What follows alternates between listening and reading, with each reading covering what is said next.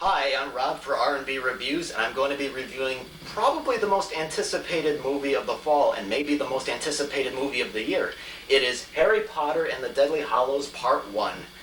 I think not only is it probably better than the previous film, The Half-Blood Prince, I think it's probably one of the most better films in the whole series.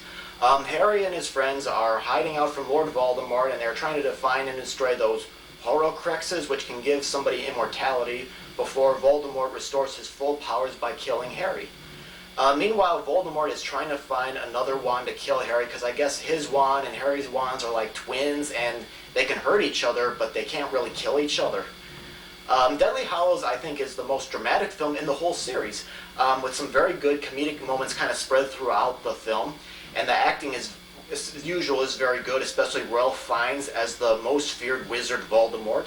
And I'll have to admit, I've not read the whole books. I've only read like the first 3 of them, but I think another reason why I think this film is much better than Half-Blood Prince is because I felt that a lot of stuff, to me, it felt like a lot of stuff was missing and when I was watching that film, and that the story kind of felt whittled down. But I think taking Deathly Hallows and splitting up into 2 films, I think will definitely and include as much as possible, will kind of make, I think, will make these films much richer.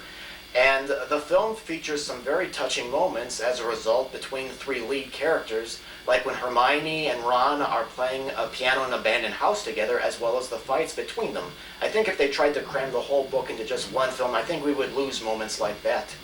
But what also was great was the scary moments in the picture, which kind of surprised me because I thought they were well done, and I think they were done more effectively than a lot of these horror movies that I've been seeing recently. And it was kind of refreshing to see this film take place outside of Hogwarts the whole time. I kind of got the impression that the Muggle world to Harry and his friends is like being in a completely different and scary universe. But for Deathly Hallows, it does harken back to a lot of details from the previous films, so if you haven't seen them in a while, you may want to do a rewatch in order to refresh your memory. And there were times when I was watching this movie, I kind of forgot what had happened in the previous film, but they didn't really distract me or take me out of the picture. But if you haven't seen these other Potter films, I would probably recommend watching them first, because let's say your friends want you to come with them to see Harry Potter. You've never seen any of the Harry Potter films before. I mean, you can go, but I think if you watch them first, you might have a better understanding of who some of these characters are and what happened. I mean, because if you go see it, I think and if you've never seen them before or never read the books, you might get lost. I mean, you could probably sit through and get some enjoyment out of it, but I think you may not completely be able to get into it like some of the other Potter viewers.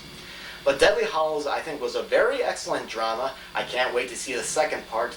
This part was about 2 hours and 30 minutes, but I didn't think it really dragged, really. I think it went at a very good pace, so I'm going to give Harry Potter and the Deathly Hallows Part 1 a big see it in theaters verdict. So thank you very much for watching, and go ahead and leave any comments about this review or about the movie if you have seen it. So thank you very much for watching, and take care now.